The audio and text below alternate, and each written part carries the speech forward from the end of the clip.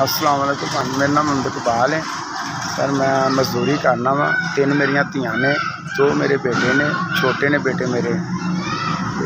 बच्चे मेरे छोटे ने, बेटियां मेरिया वड्डियां ने।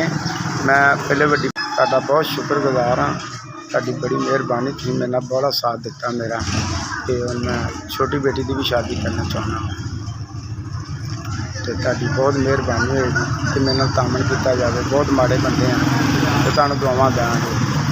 भाई मेहरबानी तुहाडी है कि मैं वड्डी बेटी की शादी की सी, मैं छोटी बेटी की शादी करनी चाहूँगा। तुसीं कि मेरी वड्डी बेटी मेरी शादी का साथ दिता सी, मैं तुहाडा बहुत शुक्रगुजार हाँ। तो मैं ना तुहाडी मेहरबानी मैं छोटी बेटी मेरी मेरा साथ दो, मैं उनकी शादी करके फलदा कर सकां।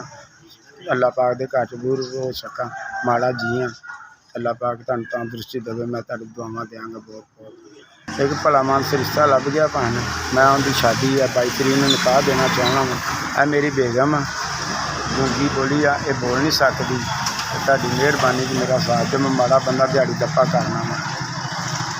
मैं शादी करने पाने हालात च नहीं है। बहरहाल रिश्ता ऐसा लभ गया कि मैं उस रिश्ते तो फरदा हो जावां, रिश्ता करके फारग हो जावां। तो तुहाडी मेहरबानी की मेरा साथ दिओ।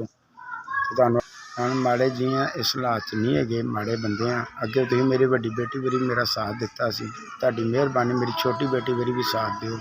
तो तुहाडी मेरे इस हालात च नहीं है मैं शादी कर सकां। बाकी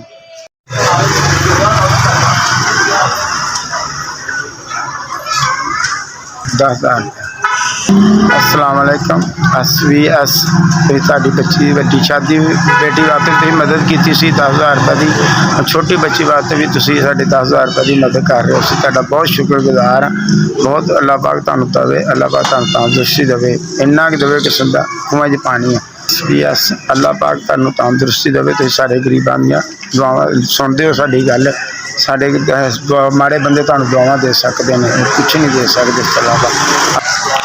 SVS अल्लाह पाक तुहानूं तंदुरुस्ती देवे, वढेर अल्लाह पाक तंदुरुस्ती देवे। इन्ना कि देवे कि बिना खूहां च पानी है। अल्लाह पाक तुहानूं तंदुरुस्ती देवे, तुहाडे बच्चों नूं तंदुरुस्ती देवे, भैणां भरावां नूं तंदुरुस्ती देवे। तुसीं साढ़े 10,000 रुपये की मदद की है और अल्लाह पाक बहुत ज़्यादा देवे तुहानूं। साडियां दुआवां।